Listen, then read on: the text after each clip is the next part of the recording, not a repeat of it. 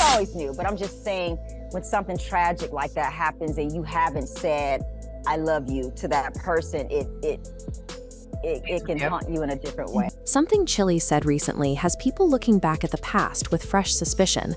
A resurfaced clip of her began circulating online, and in it she shared something that instantly grabbed attention. She explained that Lisa had many things in her heart, truths she was ready to reveal, but she never lived long enough to speak on them. She hinted that Lisa was carrying information she planned to share when the time was right. That alone has fans putting the pieces together all over again. For years, supporters of TLC have struggled to accept the idea that Lisa's passing was simply a tragic road accident in Honduras. Something about the entire situation always felt off. By the time she traveled there, Lisa had already stepped away from the group, was focusing on her solo journey, and had just signed a deal with Death Row Records, Suge Knight's label. At that time, Suge was one of Diddy's biggest rivals. Their history, their competition. A little weird being in the presence of Tupac, and we're very similar. Similar to the point where we almost clashed. Both Geminis, and it was almost like 4 people being in a room. Their circle of allies, it was all intense. And then there was her bond with Tupac.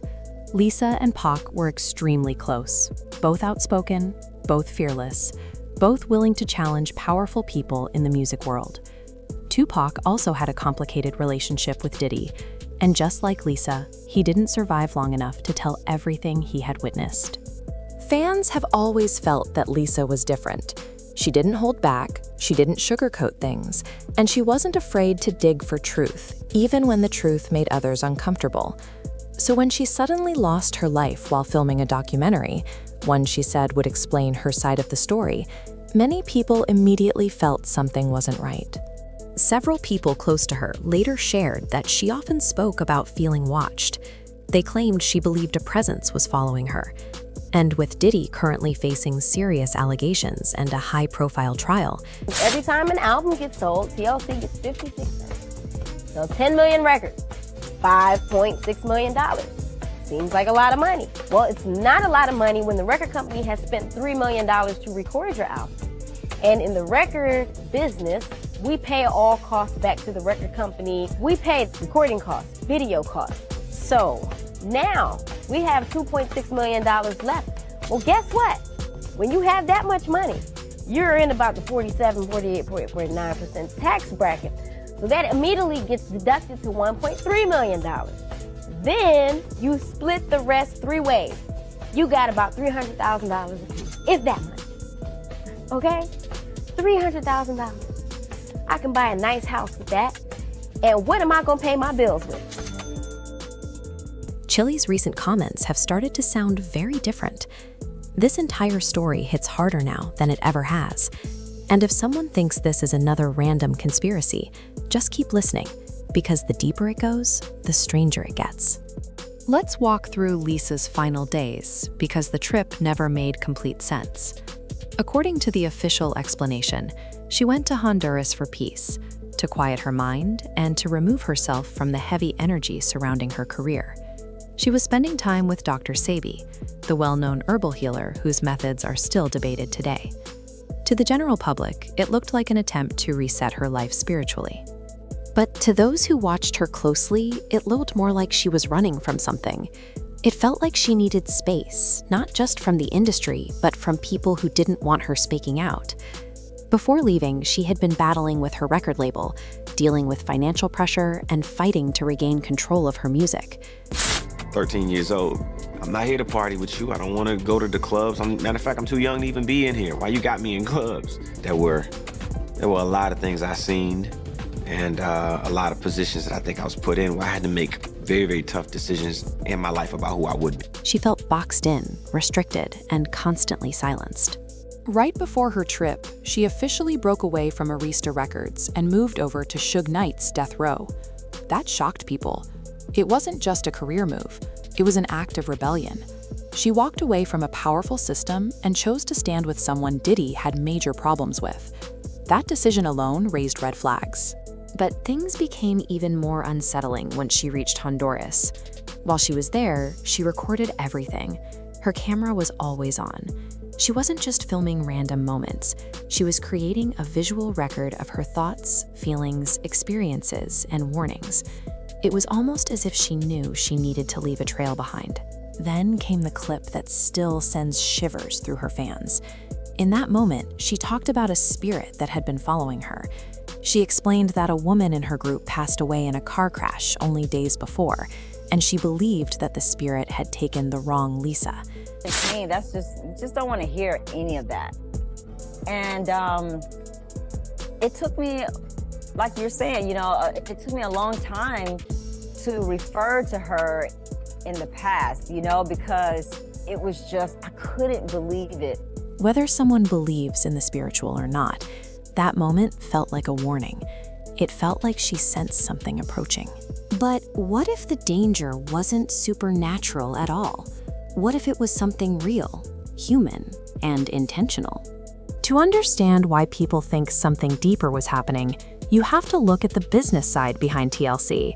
For years, TLC battled the people who controlled their money and their careers.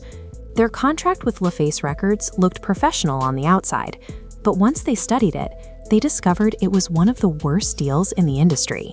LaFace was tied to Arista Records, and the person at the top of that chain was Clive Davis, one of the most powerful executives in music. TLC was selling millions of albums, breaking records, and winning award after award. Yet behind that success, the group was financially struggling. They eventually filed for bankruptcy, because out of an estimated $75 million earned from Crazy Sexy Cool, each member reportedly received only around $50,000. That was the breaking point. TLC decided they weren't staying quiet. They drove to Arista's office to speak directly to Clive Davis.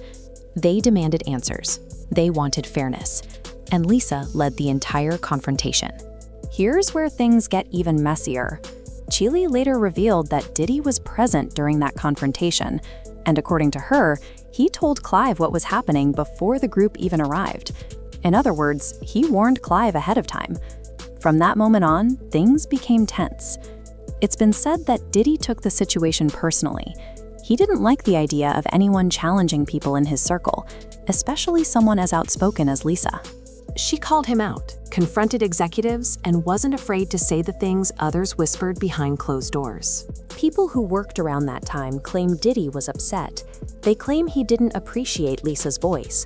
And when she began talking about exposing the truth about how artists were treated, how money was controlled, and what she had witnessed at parties and industry events, she became a threat. Now let's talk about the part people often overlook: Usher. Chilli's connection to him creates a new angle, because she dated him during one of the most public moments of his career. The world loved their relationship. But what if their closeness also meant she knew what he knew about Diddy? Some people forget that Usher lived with Diddy as a teenager while building his career. Diddy mentored him, took him under his wing, and exposed him to a lifestyle most adults, not to mention teens, weren't prepared for.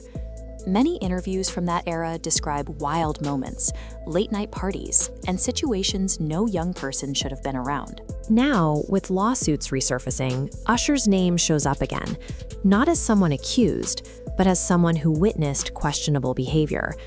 One legal filing mentioned a dinner where Diddy allegedly pushed Cassie in front of several people, including Usher and Neo. Nobody stepped in. Nobody said a word. That silence now looks heavier than ever. Now relate this back to Lisa. She wasn't the type to ignore wrongdoing. If she knew something, she would speak up. If she saw something wrong, she would point it out. And if she ever planned to expose Diddy, someone like Usher would have likely known. And because Chilli dated Usher, she might have heard things through him too. Her recent comments about Lisa seemed cautious, almost like she's trying not to reveal too much while still hinting at the truth. In 2002, Lisa shocked everyone when she signed with Death Row. That single move sent a powerful message. She was aligning herself with someone Diddy openly opposed. This was no small choice. It placed her in the middle of a long-standing conflict. Lisa wanted artistic freedom. She wanted to speak without fear. She wanted to finally tell her side. And Suj's label gave her a chance to rebuild her image on her own terms. But choosing death row also meant she stepped directly into the center of a rivalry filled with tension, power, and old wounds. Tupac had warned the world about certain people in the industry. Lisa respected him deeply. She shared many of his beliefs and often spoke about searching for truth, just like he did. Some people think that by joining Suga's circle, Lisa unintentionally placed herself in a dangerous position. She knew too much, she had too much influence, and she wasn't afraid to speak. Lisa was traveling in Honduras with close friends and spiritual advisors. They were in a rented SUV, moving along a quiet road with no heavy traffic. Lisa was driving. According to the official report, a truck suddenly braked in front of her. At that same moment, another vehicle approached from the opposite direction. She tried to avoid both at once, lost control, and the SUV flipped. Only Lisa lost her life. Everyone else survived. She was the only one without a seatbelt. The truck's sudden stop, the timing of the oncoming car, the fact that no one else was seriously harmed, it felt too strange. Her autopsy showed no drugs or alcohol. She wasn't impaired or distracted. She wasn't reckless. People have asked for years, why did the truck stop like that? Why did another car appear exactly at that second? Why was she the only one who didn't make it?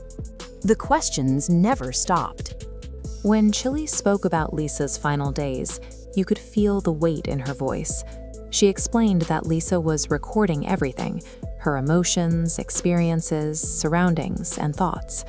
It seemed like she was leaving clues behind, not random videos, but pieces of a larger truth. Chilli didn't accuse anyone directly, but her hesitation, her pauses, her careful wording, fans noticed it.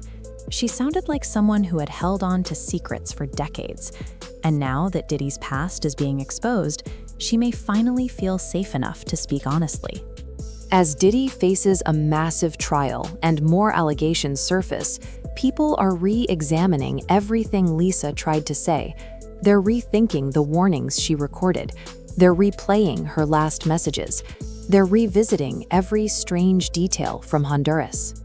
Fans are also starting to look at Usher in a different light, not as someone accused, but as someone who may have witnessed more than the public realized. One fan commented, "Left Eye was trying to warn us. She knew more than they ever wanted her to reveal." Another wrote, "Usher better speak up. Silence won't save him when the truth comes out." And now the questions are louder than ever. Was Chilli hinting at something deeper? Did Lisa know things that others wanted hidden? And is Usher holding back information out of fear or loyalty? Tell us what you think in the comments, and don't forget to subscribe for more updates. See you next time.